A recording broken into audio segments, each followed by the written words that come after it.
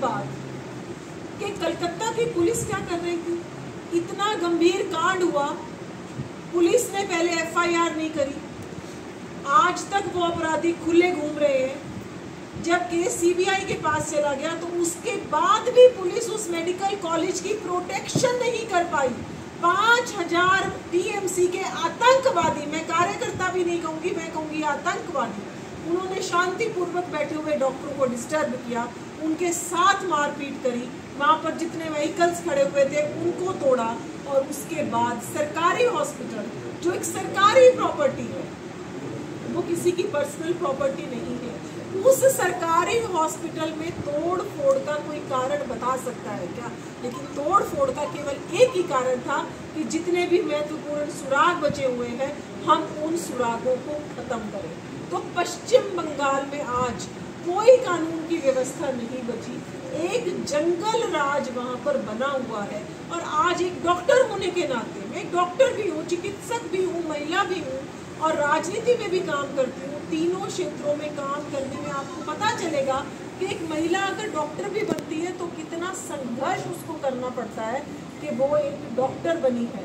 और ऐसी स्थिति में उस महिला के साथ ऐसा कांड हो जाता है और आप उन सब चीजों को छुपाने में लग जाते हो। एक महिला मुख्यमंत्री होने के बाद हम ये एक्सपेक्टेशन करते हैं, हम ये मानते हैं कि महिला के साथ अगर अत्याचार हो रहा है तो बंगाल की महिला जहाँ पर दुर्गा पूजा होती है वहां पर वो ममता अपनी उस बेटी के साथ खड़ी होती, लेकिन उस ममता ने निर्ममता से क्या किया कि बेटी के साथ जो हत्यारे थे, जो बेटी के रेपिस्ट थे, उनके साथ खड़ी हो गई, क्योंकि वो हत्यारे, वो रेपिस्ट और कहीं नहीं थे, वो टीएमसी के कार्यकर्ता।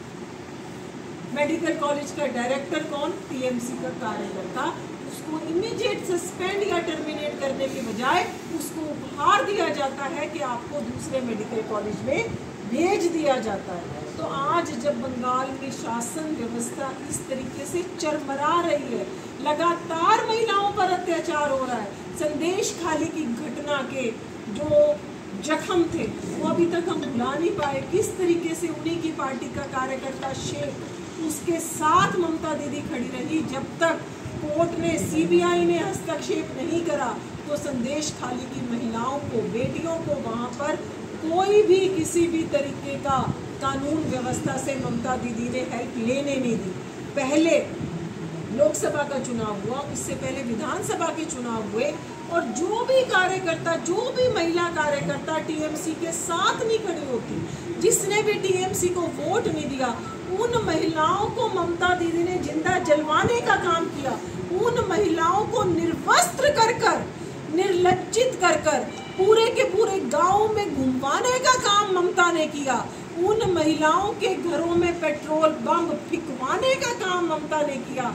उन महिलाओं के साथ बलात्कार हो, उन महिलाओं को पूरी तरीके से तहस नहस करने का काम ममता ने किया। और भी तो सरकारें हैं, और भी राज्यों में अलग अलग पार्टियों की सरकारें हैं, लेकिन कहीं पर भी इस तरीके का महिलाओं के साथ बुरा काम नहीं होता। अगर भारतीय जनता पार्टी शासित किसी भी सरकार में थोड़ी सी भी दुर्घटना होती है तो राहुल बाबा को तुरंत सारे के सारे महिलाओं के अधिकार याद आ जाते हैं। 5 दिन हो गए, देश का हर चिकित्सक आज सड़क पर है। कल 17 तारीख को सुबह 6 बजे से लेकर परसों सुबह 6 बजे तक पूरे भारत की इंडियन मेडिकल एसोसिएशन ने बंद का आह्वान किया है। सभी तरीके की सारी सर्विसेज एक्सेप्ट इमरजेंसी सर्विसेज चालू रहेंगी। सारे रूटीन ओपीडी, सारे रूटीन ऑपरेशंस पूरे के पूरे भारत में 24 घंटे के लिए आईएमए ने बंद कर दिए हैं। लेकिन ऐसी स्थिति में राहुल बाबा ना तो वहां गए, ना उनका कोई ट्वीट आया, ना ही उन्होंने चिंता करी।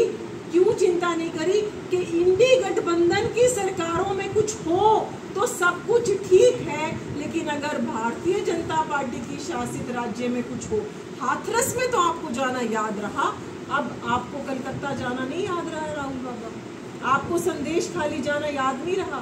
तो ये स्थिति है हमारे भारत के इन राजनेताओं की। आज अखिलेश जो पिछड़े वर्ग के साथ अपने आप को खड़ा बताते हैं, महिलाओं के साथ अपने आप को खड़ा बताते हैं, आज अखिलेश की तरफ से कुछ नहीं आया। प्रियंका गांधी कहती है कि मैं महिला हूँ, मैं डरूंगी नहीं, महिलाओं के लिए लड़ूंगी। तो आज प्रियंका कहाँ है? आज प्रियंका को याद नहीं आया कि मैं कलकत्ता जाकर उन माता पिता को शांत बना दूं, उन परिवारों के साथ। मैम आप क्या मांग करते हैं, क्या मांग करेंगे, क्या करने चाहिए? तुरंत ये ममता बनर्जी को तुरंत इस्तीफा देना चाहिए। और आज मैं मीडिया कर्मियों से भी मांग करती हूँ कि आप सबकी तरफ से भी एक चिकित्सक जो प्राण लेने की कोशिश करता है, जो लगातार 24 घंटे अपने पैरों पर खड़ा होकर ना जो दिन देखता ना रात देखता, वो देश की जनता की सेवा में लगा रहता है, उस चिकित्सक बहन के साथ, उस चिकित्सक बेटी के साथ आज भारत का जन जन खड़ा हो, आज एक एक हमारा मीडिया कर्मी खड़ा हो, आज भारत की हर बेटी, हर हमारा भारत का बेटा उस बेटी के साथ खड़ा हो, ये प्रार्थना मैं आप सबसे करती हूँ। और पश्चिम बंगाल में तुरंत प्रभाव से प्रेसिडेंट रूल लगे, इसके लिए मैं अपनी राष्ट्रपति बहन द्रौपदी मुर्मू से हाथ जोड़कर प्रार्थना करती हूँ कि पश्चिम बंगाल में इस जंगल राज को वो तुरंत खत्म करें, वहाँ पर राष्ट्रपति शासन लगाएं, क्योंकि ममता जी वहाँ पर महिलाओं को किसी भी तरीके का कानून व्यवस्था देने में पूरी तरीके से नाकाम हो चुकी हैं। उनको चाहिए केवल गुंडाराज। उनके पार्टी के गुंडे लगातार महिलाओं को परेशान कर रहे हैं, अत्याचार कर रहे हैं, जिंदा जला रहे हैं। तो इसलिए आज पूरे के पूरे देश में एक नया, मैं कहती हूँ, एक आंदोलन खड़ा हो कि ममता जी जाओ और देश की बेटियों को बचाओ। मैम एक महिला होने के नाते आपसे पूछना चाह रहे हैं कि जब मणिपुर हुआ था तब आप लोग कहाँ थे? कोई नहीं बोला और आज तक वहाँ पर कोई नहीं गया। आपको बताती हूँ कि जब मणिपुर कांड हुआ था तो भारतीय जनता पार्टी के चाहे गृह मंत्री थे, चाहे भारतीय जनता पार्टी के प्रधानमंत्री थे, तत्कालीन भी और आज भी लगातार मणिपुर की बहनों के साथ वो लोग खड़े हुए हैं, लगातार। और कभी भी भारतीय जनता पार्टी के हमारे सभी नेता हमेशा बहनों के साथ खड़े रहते हैं, भारत की एक एक बेटी के साथ खड़े रहते हैं।